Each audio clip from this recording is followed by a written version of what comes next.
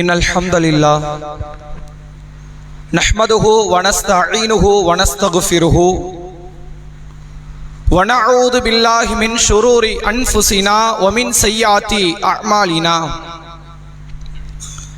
My யஹ்திஹில்லாஹு ஃபலா முதில்ல லஹு வ my யுத்லில்ஹு ஃபலா ஹாதிய லஹு வ அஷ்ஹது அல்லா இலாஹ இல்லல்லாஹ் வ அஷ்ஹது அன்ன முஹம்மதன் அப்துஹு வ ரசூலுஹு அம்மா பஅத் فقد قال الله تعالى في القرآن العظيم والفرقان المجيد فأعوذ بالله من الشيطان الرجيم يا أيها الذين آمنوا اتقوا الله حق تقاته ولا تموتن إلا وأنتم مسلمون يا أيها الناس اتقوا ربكم الذي خلقكم من نفس واحدة وخلق منها زوجها وبث منهما رجالا كثيرا ونساء واتقوا الله الذي تساءلون به والأرحام إن الله كان عليكم رقيبا يا أيها الذين آمنوا اتقوا الله وقولوا قولا سديدا يصلح لكم أعمالكم ويغفر لكم ذنوبكم ومن يطع الله ورسوله فقد فاز فوزا عظيما. கண்ணியத்திற்கும் பெருமதிப்பிற்கும் உரிய எல்லாம் வல்ல அல்லாஹ்வின் நல்லடியார்களே, அல்லாஹுடைய பேரருளால் அந்த ஏக இறைவனால் புனிதமாக ஆக்கப்பட்டிருக்கிற ஜும்மா தினத்தில் அவனை வணங்கி வழிபட வேண்டும் என்கிற உயர்ந்த சிந்தனையில் நாம் அனைவரும் அல்லாஹுடைய ஆலயத்தில் ஒன்று திரண்டிருக்கிறோம். இந்த நல்ல தருணத்தில் நபிகள் நாயகம் ஸல்லல்லாஹு அலைஹி வஸல்லம் அவர்கள் சொல்லித் தந்த ஒரு முக்கியமான போதனையை உங்களுக்கு மத்தியில் நினைவுபடுத்த நான் கடமைப்பட்டிருக்கிறேன். நபிகள் பெருமகனார் கூறினார்கள், இதா குல்தலி சாஹிபிக அன்சித் யௌமல் ஜும்ஆத்தி வல் இமாம் யக்துபு. ஜும்மா தினத்தன்று இமாம் உரை நிகழ்த்தி கொண்டிருக்கும் பொழுது உங்கள் அருகில் இருக்கும் உங்கள் தோழரிடத்தில் நீங்கள் வாய் மூடுங்கள் என்று சொன்னாலும் ஃபக்கத் லகௌத, நீங்களும் வீணான காரியத்தில் ஈடுபட்டவர்கள் தான். ஜும்மாவின் பிரதிபலனை நலனை எதிர்பார்க்காதீர்கள் என்கிற வண்ணம் அல்லாஹுடைய தூதர் அவர்கள் எச்சரிக்கை ஊட்டி அந்த நபிமொழியை உள்ளத்திலே ஆழ பதிந்து கொள்ளுங்கள். சிறுவர்கள் எல்லாம் இன்றைய தினத்தில் ஜும்மாவில் அதிகமாக பங்கெடுத்திருக்கிறீர்கள். இடையில் பேசி ஜும்மாவினுடைய நன்மையை பாழாக்கிவிட வேண்டாம் என்பதை முதலில் நாம் நினைவுபடுத்திக் கொள்கிறோம். அன்புக்குரியவர்களே, இந்த வார ஜும்மா பிரசங்கமாக மரணத்தை நேசிப்பது ஈமானின் அடையாளம் என்கிற தலைப்பின் கீழ் ஒரு இஸ்லாமியன் உலகத்தில் வாழுகிற மற்ற சமய மக்கள் மற்ற சமுதாய மக்களை விட்டும் பல்வேறு வகையான காரியங்களில் கண்ணோட்டம் வித்தியாசமானதாக அமைந்திருக்கும். பொருளாதாரத்தை மற்றவர்கள் பார்ப்பதை போன்று ஒரு முஸ்லிம் பார்ப்பது கிடையாது. வியாபாரத்தையோ உலகத்தில் ஏற்படுகிற நஷ்டத்தையோ மற்ற மக்கள் பார்ப்பதை போன்று ஒரு முஸ்லிம் பார்ப்பது கிடையாது. நம்முடைய நெருங்கிய மக்களினுடைய மரணத்தை மற்ற சமுதாய மக்கள் அணுகுவதை போன்று முஸ்லிம்கள் அணுகுவது கிடையாது. இப்படி ஒவ்வொரு காரியத்தில் தனித்து இந்த சமுதாயம் சிந்தனை ரீதியாக கண்ணோட்டத்தில் வித்தியாசமாக இருப்பதை போன்று மரணத்தை தான் அடையக்கூடிய மரணத்தை மற்ற சமுதாயம் பார்ப்பதை போன்று முஸ்லிம் பார்ப்பது கிடையாது. மற்ற சமுதாயம் இந்த மரணத்தை எப்படி பார்க்கிறார்கள் என்றால், இதோடு என் கதை முடிந்து விட்டது, நான் மரணத்தை அடைந்து விட்டால் பிறகு எனக்கு வாழ்க்கை இல்லை, நான் எந்த சுகபோகமானதையும் இனி அனுபவிக்கப் போவது கிடையாது, அதனால் நான் வாழுகிற தருணத்திலேயே என்னென்ன இன்பங்களை எல்லாம் உலகத்தில் பெற முடியுமோ அபகரிக்க முடியுமோ அதை நான் பெற்றுவிட வேண்டும் என்பது ஒரு முஸ்லிம் அல்லாத மனிதனின் எண்ண ஓட்டமாக இருக்கிறது. ஆனால் முஸ்லிம்களாக வாழக்கூடிய நாம் மரணத்தை இப்படி பார்ப்பது இல்லை. எப்படி பார்க்கிறோம்? மரணத்திற்கு பிறகு ஒரு வாழ்க்கையை அல்லாஹ் அமைத்திருக்கிறான். நாம விரும்பியோ விரும்பாமலோ அந்த வாழ்க்கையை அடைந்துதான் ஆக வேண்டும். அதில் நாம் விரும்பிய அடிப்படையில் அல்ல வாழ வைப்பான் என்பதற்கு உத்தரவாதம் கிடையாது. என்னுடைய வாழ்க்கையை நான் எப்படி இந்த உலகத்தில் வாழ்ந்து கழிக்கிறேனோ அப்படித்தான் நாளை மறுமையில் அதற்குரிய கூலியை வெகுமதியை அல்லாஹ்விடத்தில் பெற்றுக் கொள்வேன்.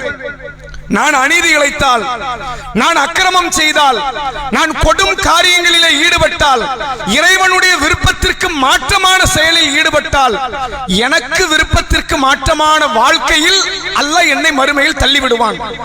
ஒருவேளை நான் இரக்க சிந்தனையோடு, நன்றி உணர்வோடு, மக்கள் மீது நல்ல பழக்க வழக்கங்களோடு, இறைவனுக்கு பிடித்த ஒரு வாழ்க்கையை உலகத்திலே நான் வாழ்ந்தால், எனக்கு பிடித்த ஒரு வாழ்க்கையை இறைவன் நாளை மறுமையில் எனக்கு தருவான் என்று இந்த இம்மையை யோசிப்பதை விட மரணத்திற்கு பிறகு வரக்கூடிய உலகத்தை பார்க்கல. நம்ம பார்த்தவர்கள் யாரு? நான் பார்த்தேன் வந்து சொன்னதும் கிடையாது. இப்படி கண்ணுக்கு தெரியாத ஒரு உலகத்தை நாம நம்பி, கண்ணுக்கு தெரிந்த ஒரு உலகத்தை பிடித்த காரியம் என்றெல்லாம் அணுகாமல், இறைவன் கட்டளையிட்ட காரியம் என்று அணுகக்கூடிய இடத்தில் வாழ்பவர்கள் இந்த முஸ்லிம்கள். அப்ப நாம இந்த மரணத்தை பார்ப்பதற்கும் மற்றவர்கள் இந்த மரணத்தை பார்ப்பதற்கும் வித்தியாசம் இருக்கு. மற்றவர்கள் இந்த மரணத்தை மேலே எப்படி அணுகிறாங்கன்னு கேட்டா, 100 வயதில் எனக்கு மரணம்னா இல்ல காணாது, இன்னும் 100 வயசு வாழ்ந்தா நல்லா இருக்குமே அப்படின்னு அவர்களுக்கான எண்ணம். ஆனால் அல்லாஹ்வுடைய ரசூல் அவர்கள் நமக்கு சில பிரார்த்தனைகளை கற்றுத் தருகிறார்கள். அந்த பிரார்த்தனை மரணத்தோடு நம்மை நெருக்கி வைக்கக்கூடிய பிரார்த்தனையாகத்தான் இருக்கும். நபிகள் பெருமகனார் சொன்னார்கள், அல்லாஹும்ம அஸ்லிஹ் லி தீனி அல்லதி ஹுவ இஸ்மத்து அம்ரி வ அஸ்லிஹ் லி துன்யாய அல்லதி ஃபீஹா மாஷி வ அஸ்லிஹ் லி ஆখিরাতি அல்லதி ஃபீஹா மாதி வஜஅலில் ஹயாத ஸியாதத்தல் லி ஃபீ குல்லி கைர் வஜஅலில் மௌத ராஹத்தல் லி மின் குல்லி ஷர். நபிகள் பெருமகனார் ஒரு மிக நீண்ட துஆவை சொல்லி தருகிறார்கள். அதில் இறுதி வாசகம் ரசூலுல்லாஹ் சொல்கிறார்கள், இறைவா, நான் வாழ்வது என் மறுமை வாழ்க்கைக்கு நன்மையாக இருந்தால் என்னை வாழவை. ஒருவேளை நான் இனி வாழ்வது நான் பாவத்தை தான் சம்பாதிப்பேன் என்று இருந்தால் இப்போதே என் கதையை முடிச்சு எனக்கு மௌத்த தந்துரு என்று அல்லாஹ்வுடைய ரசூல் அவர்கள் ஒரு துஆவை இந்த மனித சமுதாயத்திற்கு கற்றுத் தருகிறார்கள். இன்னொரு இடத்தில் ரசூலுல்லாஹ் ஒரு துஆ சொல்றாங்க, அல்லாஹும்ம அஹீனி மா கானத்தில் ஹயாத்து கைரல்லி வத்தவஃபினி இதா கானத்தில் வஃபாத்து கைரல்லி. நபிகளார் சொன்னார்கள், இறைவா, நான் வாழ்வது எனக்கு நல்லதாக இருந்தால் எனக்கு வாழ்க்கையை தா, நான் மரணிப்பதுதான் எனக்கு நல்லது என்றால் உலகத்தில் எந்த சமுதாயமாவது சாவது நல்லதுன்னு சொல்லுவானா? ரசூலுல்லாஹ் சொல்றாங்க, சாவது சிலருக்கு நல்லது, சாவதுதான் எனக்கு நல்லது என்றால் இறைவா, என்னை உடனே மௌத்தாக்கி விடு, தாமதப்படுத்திராது. நான் இருந்து பாவத்தை சம்பாதிப்பதற்கு நான் மரணத்தை அடைந்து விடுவது எனக்கு நல்லது என்று நபிகள் பெருமகனார் இப்படியான பல பிரார்த்தனைகளை சொல்லி தந்திருக்கிற செய்திகளை பார்க்க முடிகிறது. அப்ப முஸ்லிம் இந்த மரணத்தை எப்படி பார்க்கலாம் தெரியுமா? சாக கூடாதுலாம் கிடையாது, சாகணும். இருக்கிற வரைக்கும் நன்மையை செய்வோம், நன்மையை செய்ய முடியாதுன்னா மூட்டையை கட்டிட்டு கிளம்பிடுவோம். இந்த துன்யா நமக்கு இல்லை, நாம துன்யாவுக்கு வரவில்லை. வசதிகரமான வாழ்க்கையில், இன்பகரமான வாழ்க்கையில் வாழ வேண்டும் என்பதற்கு நாம் வரவில்லை.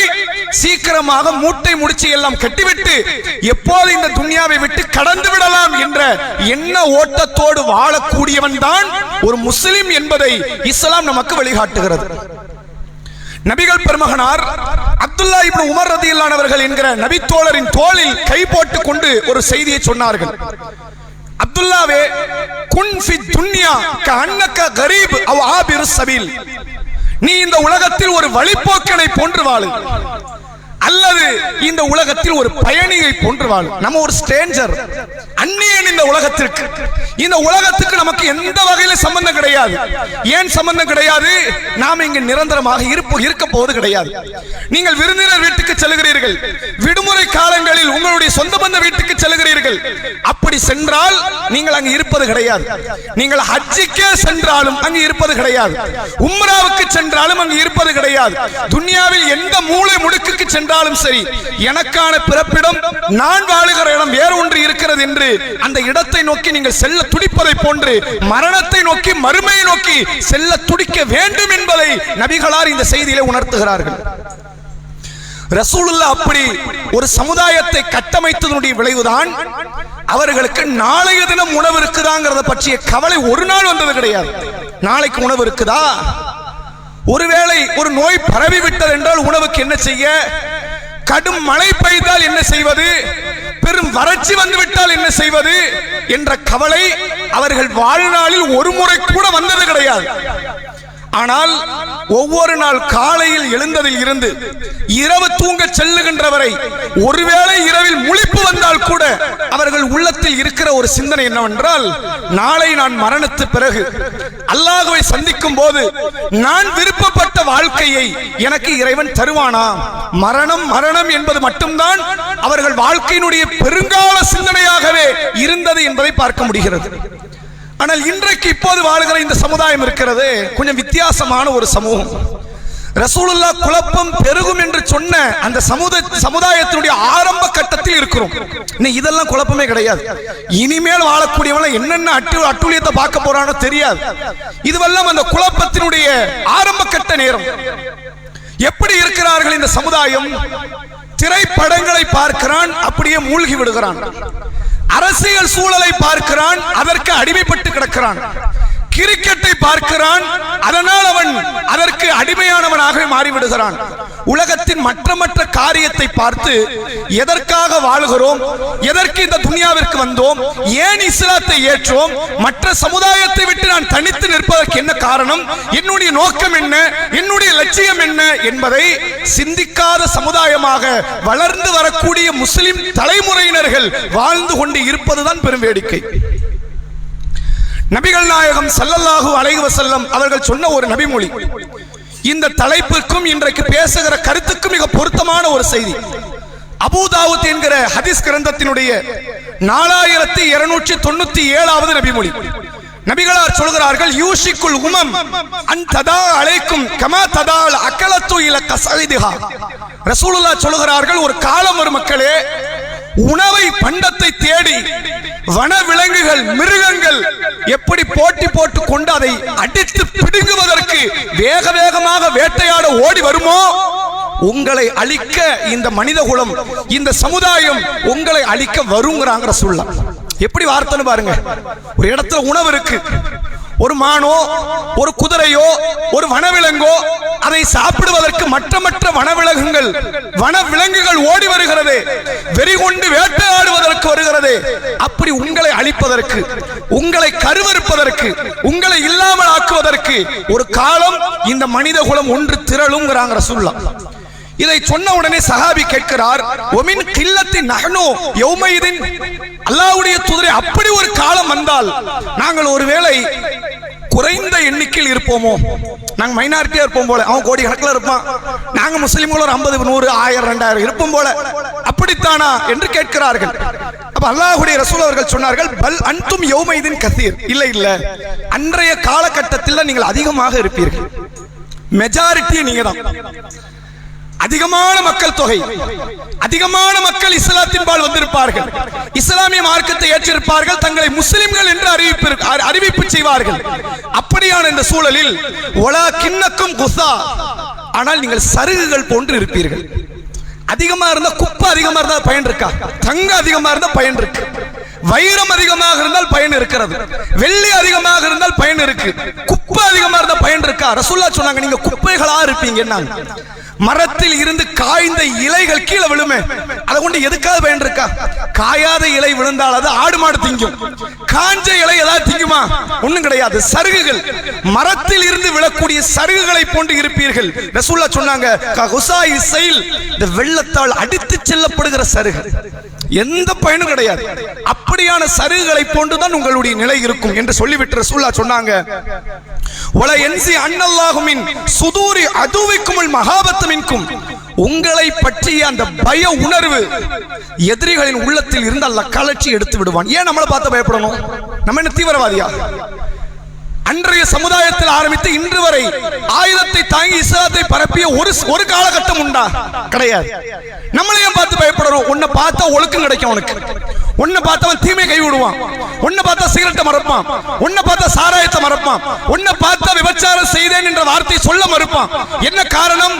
அப்படி ஒரு வேளை உன்னிடத்தில் தீமையை வெளிப்படுத்தி விட்டால் நீ தாவா செய்ய ஆரம்பிப்ப, நீ அவனிடத்தில் மார்க்கத்தை சொல்லுவாய், அவனை தீமையை கைவிடுகிற வரை நீ அவனை விடமாட்ட. அப்படி ஒரு சூழலை பார்த்து உன்னை பார்த்து அவன் பயப்படுவான். தீமை செய்பவர்கள் இவன்ட்ட தீமை சொல்ல வேண்டாம், நம்ம மனசை மாத்திடுவான், நம்மளை தீமை செய்ய விடாமல் தடுத்து விடுவான் என்ற ஒரு காலத்தில் அப்படி இருந்த அந்த மக்கள் உங்களை பற்றிய பய உணர்வு கலன்று போய்விடும். அப்ப என்ன அர்த்தம்? முஸ்லீமே கூப்பிடுவாங்க, வா சிகரெட் பிடிப்போம். காலம் மாறிடும். முஸ்லீமே கூப்பிடுவான், சாராயம் குடிக்கிறிய, உங்க பாய் தான் காட்சியை கொடுக்கிறாருன்றான். யார் காட்சி கொடுக்கிறது? சாராயத்தை உங்க பாய் தான் ரெடி பண்றாரு. எல்லா அட்டூழியத்தையும் உங்க பாய் பண்ணிக்கிட்டு இருக்கிறாரு. வட்டி வாங்குறிய, வட்டி கொடுக்கிறது உங்க பாய் தானே. நான் வட்டி வாங்குறேன், கொடுக்கிறவன் யாரு? உங்க முஸ்லிமால் தான் கொடுக்கிறான். அவன் தான் 5 லட்சத்தி 10 லட்சத்தி கொடுத்துட்டு மாசம் மாசம் வட்டி வேற ஆளை வச்சு வாங்கிட்டு இருக்கிறான். எல்லா அட்டூழியம் நடக்கும். செய்யறவன் யாரா இருப்பான்? முஸ்லிமா இருப்பான். எப்படி பயம் வரும்? நீ பேசுற எப்படி மாறுவான்? எப்படி இந்த சமுதாயம் திருந்தும்? நீ அடுத்த சமுதாயத்தை காப்பாற்ற போறியா? ஓ சமுதாயத்துக்கு காப்பாற்ற முடியாம இருக்குமே. அப்படி ஒரு காலம் வரும் என்று சொல்லிவிட்டு நபிகள் பெருமகனார் சொன்னார்கள், அல்லாஹ் ரப்புல் ஆலமீன் உங்களுடைய உள்ளத்திலே வகன் என்பதை போட்டு விடுவான் அப்படிங்கிறாங்க. சஹாபாக்களுக்கு இந்த வார்த்தைக்கு விளக்கம் தெரியல. வமல் வகன் யா ரசூலல்லாஹ், அல்லாஹ்வுடைய தூதரே, வகன் என்றால் என்ன? ஏன் இந்த தீமை நோக்கி இந்த மக்கள் போன? வட்டி வாங்க கூடாது. மற்ற சமுதாயம் தடுத்ததை விட இஸ்லாம் வட்டியை தடுத்தது அதிகம். மது அருந்தக்கூடாது. மற்ற சமுதாயம் மதுவின் மீது செலுத்திய கண்டனத்தை விட இஸ்லாம் செலுத்திய கண்டனம் அதிகம். விபச்சாரம் கூடாது, சூதாட்டம் கூடாது, திருட்டு கூடாது, மோசடி கூடாது. எத்தனை அட்டூழியம் எடுத்தாலும் மற்ற சமுதாயத்தில் என்ன கண்டன பார்வை செலுத்தியதோ அதை விட 1000 மடங்கு, லட்சம் மடங்கு இஸ்லாம் அந்த தீமையை அப்படி ஆணிவேரோடு புடுங்கி எறிந்திருக்கிறது. ஆனால் அத்தனை தீமைக்கும் இன்னைக்கு இவன் தான் வடிகால் அமைத்து கொடுத்து கொண்டிருக்கிறான்.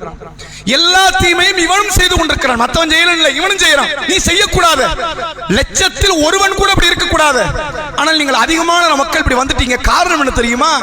உங்கள் உள்ளத்தில் வகன் குடியேறி விட்டது. நாங்க ரசூலுல்லாஹ் சஹாபாக்கள் கேட்கிறாங்க, அல்லாஹ்வின் தூதரே, வகன் என்றால் என்ன? நபிகளார் சொன்னார்கள், ஹுப்புத் துன்யா வ கராஹியத்துல் மௌத். நீங்கள் உலகத்தை நேசிப்பீர்கள், மரணத்தை வெறுப்பீர்கள். நாங்க ஒரு முஸ்லிம் மரணத்தை வெறுக்க கூடாது. அப்ப என்ன, எப்ப சாக போறேன்னு தெரியணுமா? அப்படி மார்க்கம் சொல்லல. நபிகள் பெருமகனார் ஒரு இடத்தில் சொல்கிறார்கள், கொஞ்சம் முன்னாடி வாங்க, வெளியே நிக்கிறாங்க. ஒருவேளை இங்க இடம் இல்லைன்னா மாடியில பயன்படுத்திக்கங்க. நபிகள் பெருமகனார் சொன்னார்கள், மன் அஹப்ப லிகா அல்லாஹ் அஹப்பல்லாஹு லிகாஹு, மன் கரிஹ லிகா அல்லாஹ் கரிஹல்லாஹு லிகாஹு. யார் அல்லாஹ்வின் சந்திப்பை விரும்புகிறாரோ அவரை சந்திப்பதற்கு அல்லாஹ் விரும்புகிறான்.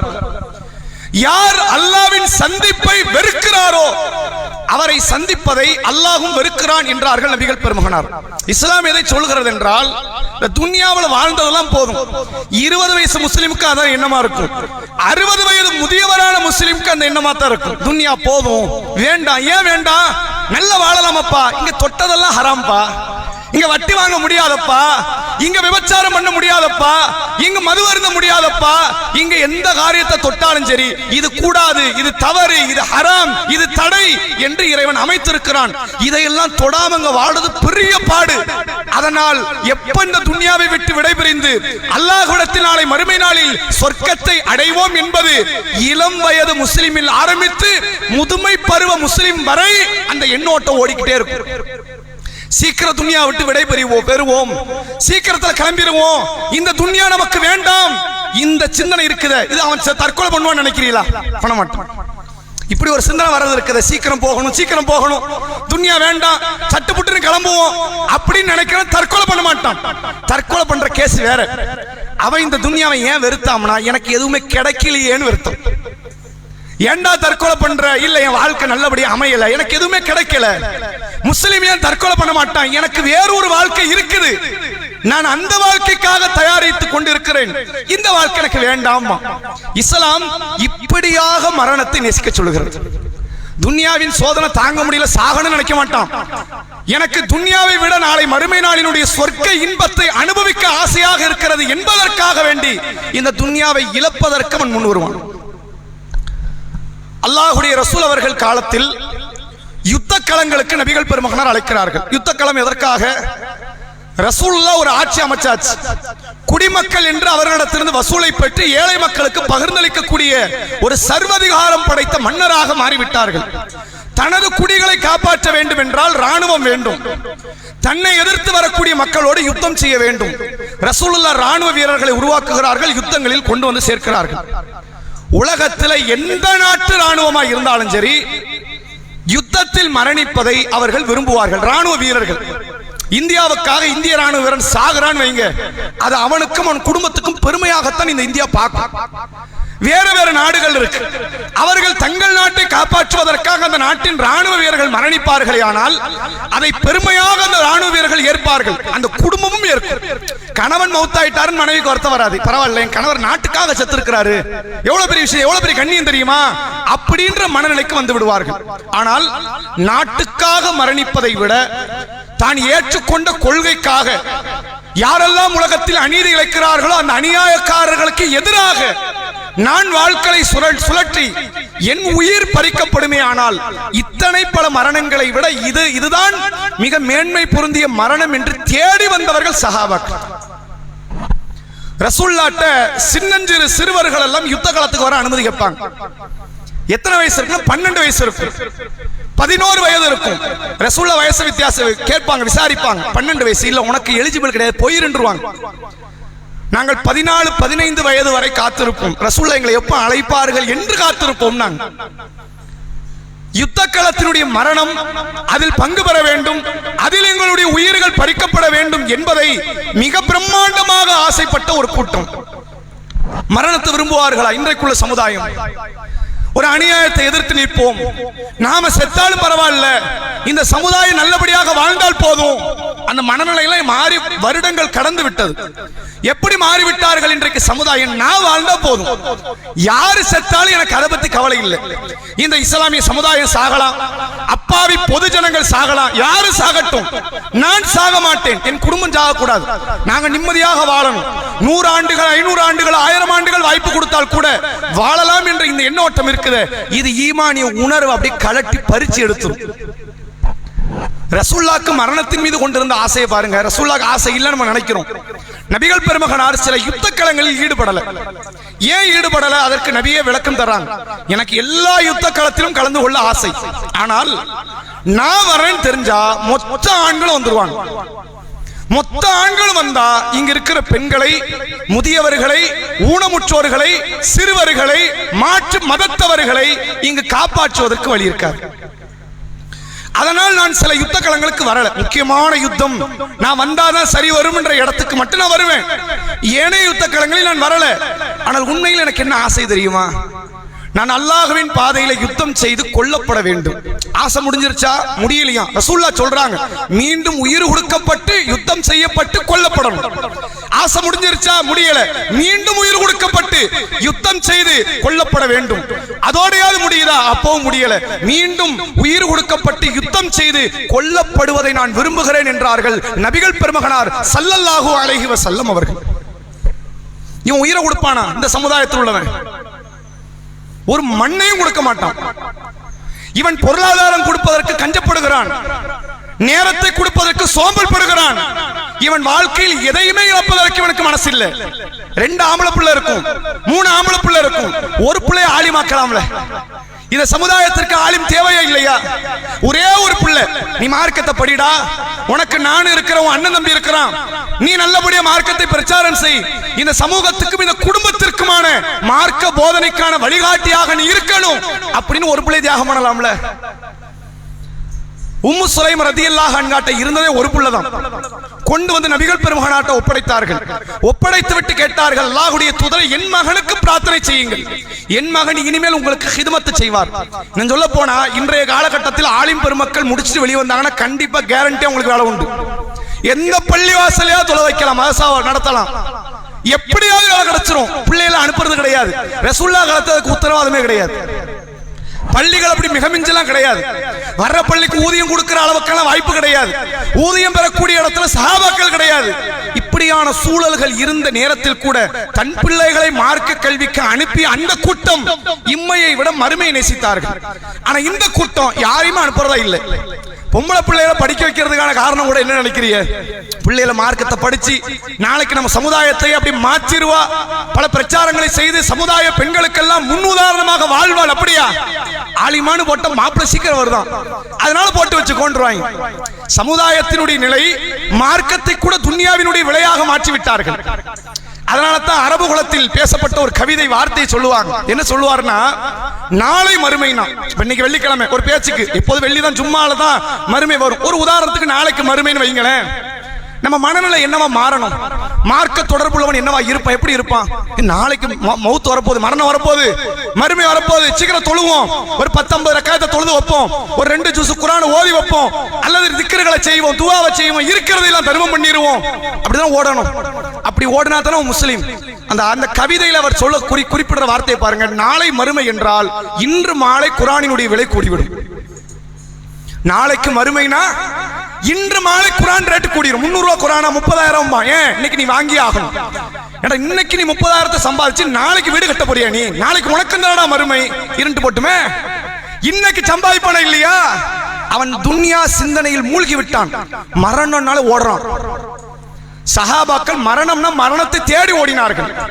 அல்லாஹ் திருக்குர்ஆனில் சொல்கிறான், இன்னல் மௌத்தல்லதி தஃபிர்ருன மின்ஹு ஃபஇன்னஹு முலாகைக்கும். எதை விட்டு நீ வெறுண்டோடி கொண்டிருக்கிறாயோ அந்த மரணத்தை விட்டு நீ ஓடுறன்னு நினைக்கிற, நீ மரணத்தை தேடி ஓடிக்கிட்டு இருக்கிற. எனக்கு 25 வயசு, ஒரு பஸ் விபத்திலிருந்து தப்பித்து விட்டேன், மரணத்தை விட்டு தப்பிச்சிட்டியா? உனக்கு 25 நான் நாடலாடாங்கறான்ல.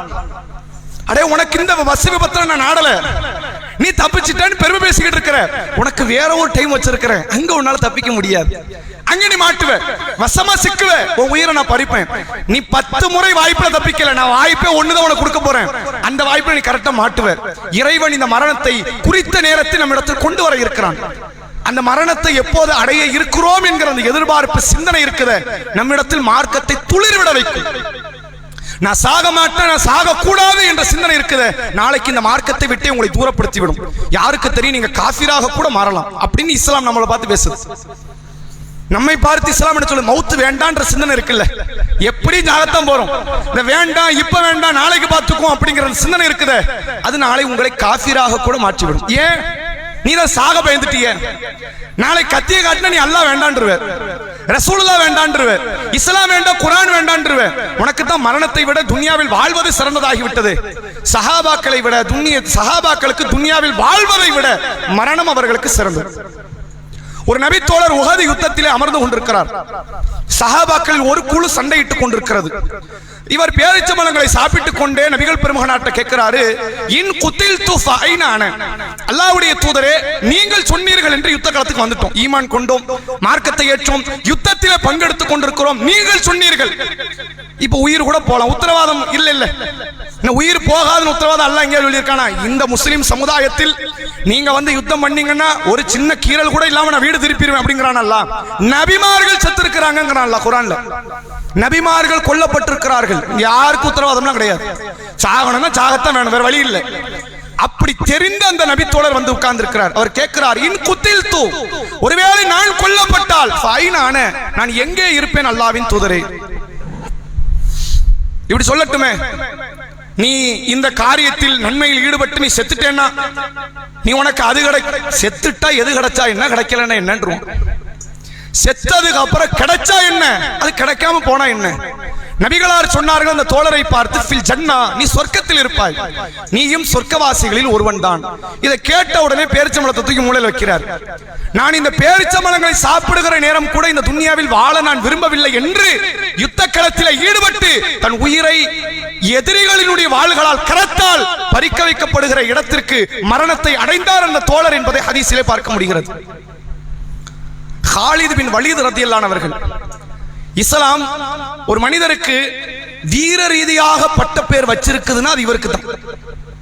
பல பேருக்கு பட்ட பேர் உண்டு இஸ்லாத்துல, கண்ணியமான பல பேர்கள். அபூபக்கருக்கு சித்திக் என்று அழைக்கப்படும், உமருக்கு ஃபாரூக், நன்மை தீமையை பிரித்தறிபவர் என்று அழைக்கப்படும். ஒவ்வொருத்தருக்கும் ஒரு பேர் உண்டு.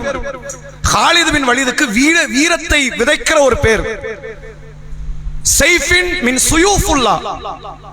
இவர் அல்லாஹ்வின் போர் வாள்களில் ஒரு வாள். எத்தனையோ யுத்தக்களம் வியூகம் அமைத்து திட்டமிட்டு கணக்கச்சிதமாக அந்த யுத்த களத்துடைய ரிசல்ட் முன்னாடி சொல்லிடுவார். இப்படி பண்ணுனா ரிசல்ட் இப்படித்தான் வரும்னு சொல்லுவார்.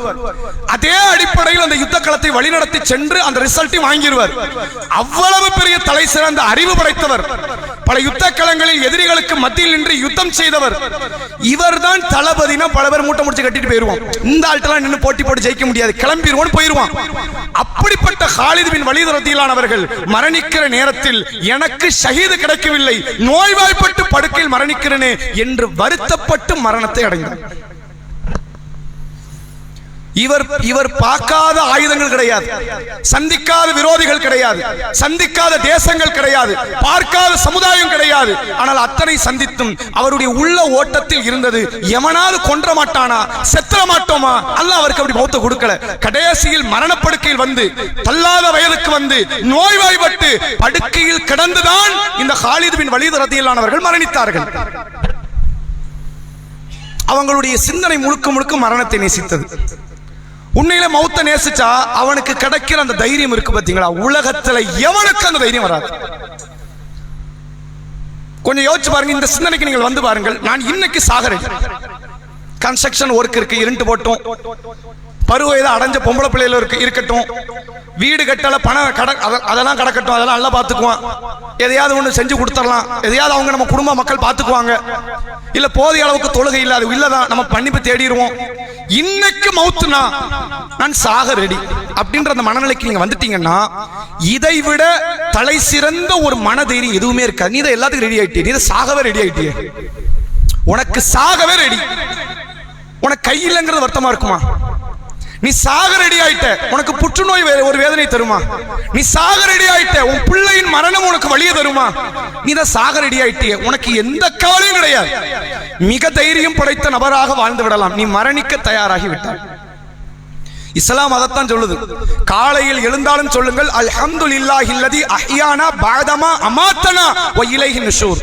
நான் மரணித்த பிறகு எனக்கு உயிர் ஊட்டி அல்லாஹ்வுக்கே எல்லா புகழும். இரவு தூங்க சொல்கிறாயா, அல்லாஹும்ம பிஸ்மிக்க அமுது வ அஹ்யா. இறைவா, உன் பெயரால் நான் சாகிறேன், உன் பெயரால் நான் வாழ்கிறேன் என்பதை சொல்லி நீங்கள் தூங்க செல்லுங்கள். உங்கள் தூக்கம் ஒரு மரணம். நீங்கள் எப்போது வேண்டுமானாலும் மௌத்தாகலாம். இங்க உத்தரவாதமே கிடையாது. ரசூலுல்லாஹ்வினுடைய பிள்ளை கைப்பிள்ளையாக இருக்கும்போது மௌத்தானது, இங்க உத்தரவாதம் கிடையாது. நீங்கள் நன்மை செய்து கொண்டிருப்பீர்கள், செய்யட்டுமேனு வானவர்கள் வெயிட் பண்ண மாட்டாங்க. செய்யட்டும், சுஜூதுல கடக்கிறான், எந்திரிச்சு அத்தஹியாத்துல உட்கார்ந்து சலாம கொடுக்கட்டும், அப்பதானே கம்ப்ளீட் ஆகும். ஒரு வழிபாடு எப்ப கம்ப்ளீட் ஆகும்? சலாம் கொடுத்தாதான் கம்ப்ளீட் ஆகும். கம்ப்ளீட் ஆகட்டும், இந்த வேலையே கிடையாது. உனக்குரிய நேரம் வந்து விட்டால் லா யஸ்தகிருன ஸாஅத்த வலா யஸ்தக்திமுன், ஒரு செகண்ட் அது முந்தாது, அது பிந்தாது. குறித்த நேரத்தில் உன் உயிர் பறிக்கப்படும். நான் ஆசைப்படுறதுனால என் மௌத் நேரம் பக்கத்துல வரப்போறதும் இல்லை. நான் வெறுப்பதினால் என் மரணம் தூர செல்ல போவதும் இல்லை. நான் எதற்கு இந்த மரணத்தை வெறுக்கணும்? என்ன காரணம்? நான் எதுக்கு வெறுக்கணும்? இந்த மரணத்தின் மீது கொண்டிருக்கிற அபரிவிதமான ஆசையும் அபரிவிதமான விருப்பமும் இந்த துன்யாவில் என்னை பாவத்தை விட்டு தூரப்படுத்தும். நன்மையில் தவறளிக்கும் போது என் தலையில கொட்டும். நீ எப்பனாலும் சாகலாம், நீ அதுக்கு தயாராயிட்ட. அதனால் நீ மரணத்தை அடைவதற்கு தயாரான நீ வழிபாட்டில் எவ்வளவு ஜாக்கிரதையாக இருக்க வேண்டும் தெரியுமா என்ற சிந்தனையை இந்த மரணம் நமக்கு ஊட்டும். நாம நம்ம குடும்பத்தில் மரணித்தவர்களோ வட்டாரங்களில் மரணித்தவர்கள் ஜனாசாவை கொண்டு போய் அடக்கம் பண்ணாலே வழி வர மாட்டேங்க. நமக்கு அங்கேயாவது வழி வரணும்ல. இந்த ஆள் செத்துட்டாரு, எவ்வளவு பெரிய பணக்காரர் தெரியுமா, எப்படி தலகாத்தமா இருந்தா தெரியுமா, ஆள் ஜிம்முக்கெல்லாம் போனாரு தெரியுமா, அவரே குழியில வச்சுட்டாங்களா, நாளைக்கு நாம செத்துருவோம். இந்த சிந்தனை வரலையே உனக்கு. ஏன் நீ சாக மாட்டேன்னு நீ நினைச்சுக்கிட்டு இருக்கிற? இது பெரிய குஃபர். இது நான் சாக மாட்டேன், எனக்கு இப்ப மௌத்து வராது, நான் சாக கூடாது. எந்த நபியுமே சாக கூடாதுங்கிற முடிவு எடுக்க மாட்டாங்க. அல்லாஹ் நபிமார்களுக்கு மட்டும் ஒரு வாய்ப்பை தருவான்.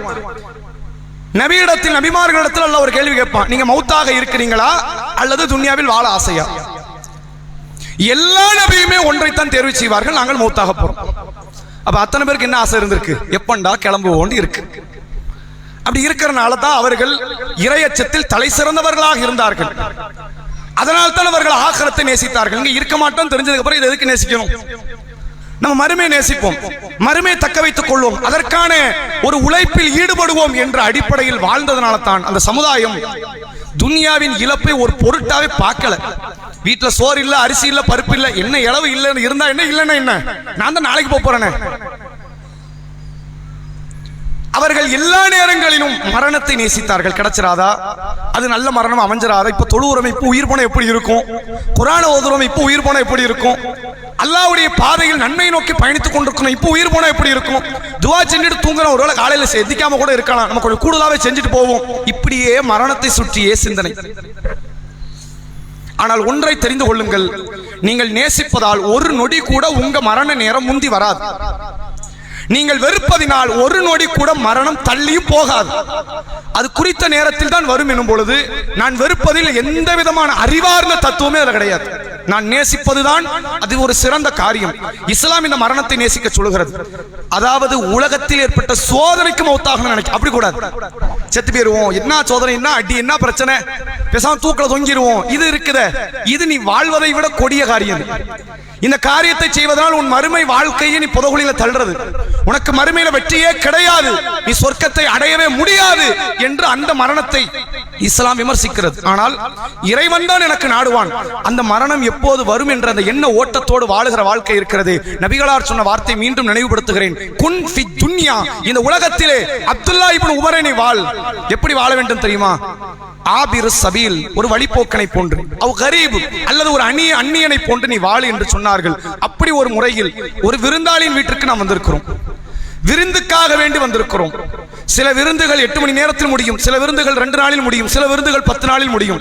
நமக்கு அல்லாஹ் ஒரு 60, 50, 40 நேரம் குடிக்கல, நம்மிடத்தில் இந்த நேரத்தை சொல்லல. அல்லாஹ் அழைக்கும் போது அந்த விருந்தை முடித்துவிட்டு புறப்படுவதற்கு தயாரான மனநிலையில் வாழ்வது மட்டும்தான் இஸ்லாம் சொல்லுகிற ஈமானிய சிந்தனை என்பதை சொல்லி என்னுடைய உரையை நிறைவு செய்கிறேன். அஸ்ஸலாமு அலைக்கும் வரஹ்மத்துல்லாஹி வபரகாத்துஹு. நஹ்மதுஹு வ நுஸல்லி அலா ரசூலின் கரீம். அம்மா பாத். கண்ணியத்திற்கும் பெருமதிப்பிற்கும் உரிய எல்லாம் வல்ல அல்லாஹ்வின் நல்லடியார்களே, இன்ஷா அல்லாஹ் வரக்கூடிய மே 2ஆம் தேதியில் இருந்து மே 12ஆம் தேதி வரை நம்முடைய பள்ளிவாசல் சார்பாக சிறுவர்கள் சிறுமியர்களுக்கான கோடைகால பயிற்சி வகுப்பை நாம் ஏற்பாடு செய்ய இருக்கிறோம். இது வழிபாடுகளை குறித்தும் இஸ்லாமிய கொள்கை குறித்தும் பிரார்த்தனைகள், திக்ருகள், இறைவனை, இறை தூதரை புரிந்து கொள்ளக்கூடிய இஸ்லாத்தின் அடிப்படைகள் என்று பல்வேறு தலைப்புகளில் பிள்ளைகளுக்கான பாடம் நடத்தப்பட இருக்கிறது. ஆண்களுக்கான ஆசிரியர்கள் ஆண்களை வைத்தும், பெண்களுக்கு பெண் ஆசிரியர்களை வைத்தும் பாடங்கள் நடத்தப்பட இருக்கிறது என்பதை உங்களுக்கு நாம் நினைவுபடுத்திக் கொள்கிறோம். இந்த கோடைகால நேரத்தை பயனுள்ளதாக நீங்கள் அமைத்துக் கொள்வதற்கு இந்த வகுப்பில் உங்களுடைய பிள்ளைகளை நீங்கள் கட்டாயம் இணைக்க வேண்டும். இதற்கான உள்ளே நுழைவதற்கான அந்த ஃபார்மை வெளியே நம்முடைய சகோதரர்கள் தொழுகைக்கு பிறகு வழங்குவார்கள். பெண் பிள்ளைகள், ஆண் பிள்ளைகள் அப்படியான பெற்றோர்கள் நீங்கள் அந்த ஃபார்மை வாங்கி ஃபில் பண்ணி சீக்கிரமா கொடுத்துருங்கிறத தகவலை சொல்லிக்கிறோம். இன்ஷா அல்லாஹ் நாளை மறுநாள் ஞாயிற்றுக்கிழமை நம்முடைய பகுதியில், ஏரல் பகுதியில் கல்வி வழிகாட்டி நிகழ்ச்சி ஒன்று நடைபெற இருக்கிறது. என்ன படிக்கலாம், எங்கு படிக்கலாம், நம்முடைய கல்வி எவ்வாறு தேர்வு செய்து கொள்ளலாம், சில கல்விகள் எவ்வாறு விலைகளில் குறைந்ததாகவும் தரமிக்கதாகவும் இருக்கும், பெண்கள் தங்களுடைய எதிர்கால வாழ்க்கையை மார்க்க சூழலோடும் கல்வியை எவ்வாறு தேர்வு செய்வது என்பதை பல்வேறு தலைப்புகளில் கேள்வி பதில் மூலமாகவும் விளக்கம் அளிப்பதற்கான ஒரு மாபெரும் கல்வி வழிகாட்டி நிகழ்ச்சியை ஏரல் TNDJ சார்பாக ஏற்பாடு செய்திருக்கிறார்கள். நம்முடைய பகுதியிலிருந்து காலை சரியாக 9 மணி அளவில் நம்முடைய வளாகத்திலிருந்து வாகனம் புறப்படும். அதற்கு வரக்கூடியவர்களும் உங்களுடைய பெயர்களை முன்பதிவு செய்து கொள்ளுங்கள். முக்கியத்துவம் வாய்ந்த ஒரு நிகழ்ச்சி. நம்முடைய எதிர்காலம் என்பது இறைவனின் ஆட்டத்தினால் கல்வி அடித்தளமாக வைத்தது மட்டும்தான் என்பதை புரிந்து கல்விக்கான முக்கியத்துவத்தை சமுதாயம் வழங்க வேண்டும் என்பதை சொல்லி என்னுடைய உரையை நிறைவு செய்கிறேன். அஸ்ஸலாமு அலைக்கும் வரஹ்மத்துல்லாஹி வபரகாத்துஹு.